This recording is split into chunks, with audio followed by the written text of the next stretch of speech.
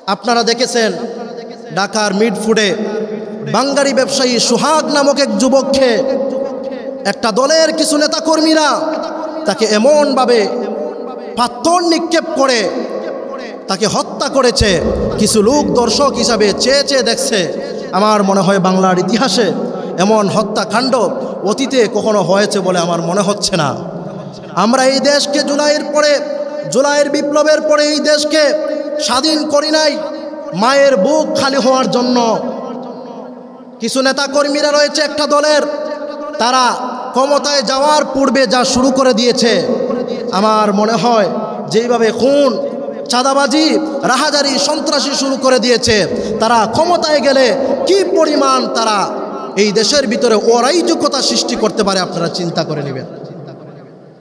আমি ওই দলের প্রেসিডেন্ট জনাব তারেক রহমানকে বলবো, আপনি লন্ডনে বসে আপনার 20,000 কর্মীকে আপনি সামাল দিতে পারেন না, তাদেরকে আপনার কথা শোনাতে পারেন না। চাঁদাবাজি, সন্ত্রাসী, লুটতরাজ, খুন খারাপি, জেনা, ব্যভিচার থেকে আপনি ফিরাতে পারেন না, তাহলে আপনারা ক্ষমতায় গিয়ে 20 কোটি মানুষের দায়িত্ব কিভাবে পালন করবেন? আমার বোধগম্য নয়। এই যে হত্যাকাণ্ড, এই সোহাগের পরিবার, তার একটা ছেলে ফুটফুটে সুন্দর, ওই ছেলেটার দিকে তাকালে চোখের পানি ধরা যায় না। তার একটা কন্যা সন্তান, তার বিবি যখন কান্না করতেছে, আহাজারি করতেছে, এই সন্তানগুলো যে এতিম হয়েছে, এদেরকে কে সান্ত্বনা দিবে? এদেরকে কে সান্ত্বনা দিবে? তাদের বাবাকে কি কেউ ফিরিয়ে দিতে পারবে? কখনো না। এইভাবে যদি বাংলাদেশে যদি একটার পর একটা যদি খুন খারাপি, সন্ত্রাসী হতে থাকে, তাহলে এই দেশটা বাংলাদেশ থাকবে না, এটা ইয়ামে জাহিলিয়তে পরিণত হয়ে যাবে। অথচ আল্লাহ তাআলা কোরআনে কারিমে আল্লাহ তাআলা বলেন, ওয়া মান ইয়াকতুল মুমিনাম মুতাআম্মিদান ফাজাযাউহু জাহান্নাম। আল্লাহ তাআলা বলেন, যেই ব্যক্তি কোনো মুমিন মুসলমানকে ইচ্ছাকৃতভাবে হত্যা করবে, ইচ্ছাকৃতভাবে যেই ব্যক্তি কোনো মুমিন মুসলমানকে হত্যা করবে, তার স্থান আল্লাহ তাআলা জাহান্নামের মধ্যে নির্ধারণ করে দিয়েছেন। এরে আল্লাহর গোলাম, এই যে সোহাগকে অন্যায়ভাবে হত্যা করা হয়েছে, সোহাগের পরিবার এই ব্যথা অনুভব করতেছে। একমাত্র সোহাগের পরিবার জানে এই ব্যথা অনুভবের কথা, আর কেউ এই ব্যথা অনুভব করতে পারবে না। আমি এই ভিডিওটা কয়েকবার সামনে নিয়েছিলাম দেখার জন্য, কিন্তু আমার সাহস হয় নাই পরিপূর্ণভাবে ভিডিওটা দেখার জন্য। আমার সাহস হয় নাই পরিপূর্ণভাবে এই ভিডিওটা যে সম্পূর্ণ আকারে দেখবো, এই সাহস হয় নাই। এমন একটা হত্যাকাণ্ড বাংলার ইতিহাসে হয়েছে যা প্রত্যেকটা মুমিন মুসলমানদের হৃদয়ের ভিতরে রক্তকরণ হচ্ছে। এই জন্য আমরা বলবো, আপনারা ক্ষমতায় তো এত বছর অনেক দল দেখেছেন, এবার ইসলামিক দলগুলাকে ক্ষমতায় বসান। অন্তত পক্ষে আপনাদের উপকার না হলেও চুরি, ডাকাতি, খুন খারাপি, চাঁদাবাজি, সন্ত্রাসী এগুলা কখনো হবে না, ইনশাআল্লাহ বলে দিলাম, এগুলা কখনোই হবে না। আপনারা একবার, এই সুযোগ এসেছে, একবার ইসলামিক দলগুলাকে ঐক্যবদ্ধ হয়ে ক্ষমতায় বসিয়ে দেখেন। পৃথিবীর ইতিহাসে সুন্দর একটা বাংলাদেশ উপহার দিবে ইসলামিক দলগুলা।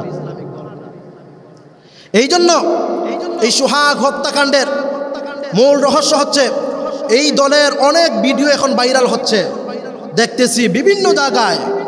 শুধুমাত্র চাঁদাবাজি নয়, চাঁদাবাজি করতে গিয়ে স্বামীকে বেঁধে মারধর করে, স্ত্রীকে দর্শন করে, ওই কাপুরুষের বাচ্চারা, আমি ওদেরকে মানুষ বলবো না, এদেরকে মানুষ বললেও ভুল হবে, ওরা কোরআনের ভাষায় জানোয়ার, ওরা কোরআনের ভাষায় পশু, যারা সামান্য কিছু টাকার বিনিময়ে মানুষকে নির্মমভাবে হত্যা করে ক্লান্ত হয় নাই, বরং তাদেরকে দর্শন করে, তাদেরকে হত্যাকাণ্ড ঘটিয়ে দেয়। এদেরকে মানুষ বললে ভুল হবে, এদেরকে কখনো মানুষ বলা যাবে না। এই জন্য আমি বলবো, ক্ষমতার বাহাদুরি বেশি দিন থাকে না, ক্ষমতার বাহাদুরি বেশি দিন থাকে না। অতীতে আপনারা দেখেছেন, একদল ক্ষমতায় ছিল, তারপরে পালানোরও সুযোগ হয় নাই। বর্তমানে যদি আপনারাও এমন করেন, তাহলে জনতার অবস্থা তো ভালো করেই বুঝেন, আপনাদেরকেও পালানোর সুযোগ দেওয়া হবে না। এই জন্য সাবধান, সাবধান হয়ে যান। দেশের ভিতরে কখনো অরাজকতা সৃষ্টি করবেন না। জিনা, বেবিচার, এগুলা দুনিয়াবি লোভ। এই যে দুনিয়াবি লোভ, আল্লাহ রসুল সাল্লাল্লাহু আলাইহি ওয়াসাল্লাম বলেন, আর দুনিয়া জিফা ও তারিবুহা কিলাব। আল্লাহ রসুল বলছেন, দুনিয়া হচ্ছে একটা পচা মরা গান্দা জন্তুর ন্যায়, আর তার পিছনে যারা ছুটে তারা হচ্ছে কুকুর, কুকুরের দল। সুতরাং আপনারা যারা দুনিয়া দুনিয়া বলতেছেন, এই দুনিয়াতে আপনি চিরকাল থাকবেন না। দুনিয়ার পিছনে ছুটছেন, আপনি এই দুনিয়ায় চিরকাল অবস্থান করতে পারবেন না। এই দুনিয়াতে আপনার চিরকাল কেউ থাকতে পারে নাই। ফেরাউন এই মসনদে, এই ক্ষমতায় বৈশা ফেরাউন নিজেকে আনা রব্বুকুমুল আলা দাবি করেছিল, কিন্তু ওই ফেরাউন বাঁচতে পারে নাই। অবশেষে ফেরাউনকে আল্লাহ তাআলা নদীর ভিতরে চুবাইয়া ফেরেশতা দিয়ে তার মুখে কাদামারি বড়ে দিয়েছেন। ঠিক তেমনিভাবে আজও ফেরাউন নমরুদের যারা অনুসারী রয়েছে, আবু জাহাল, আবু লাহাব, উতবা, শায়বা, কারুনের অনুসারী, উবাই ইবনে খলফের অনুসারী যারা রয়েছে, সাবধান হয়ে যাও। তোমাদের পরিণতিও বেশ ভালো হবে না, তোমাদের পরিণতি এর চাইতে আরও ভয়ঙ্কর হবে। এই জন্য এই সোহাগ হত্যার প্রতিবাদ পুরো বাংলাদেশে চলতেছে, চলবে। আমরা সোহাগের পরিবারকে সমবেদনা জানাই, সান্ত্বনা দেওয়ার মতো ভাষা নেই।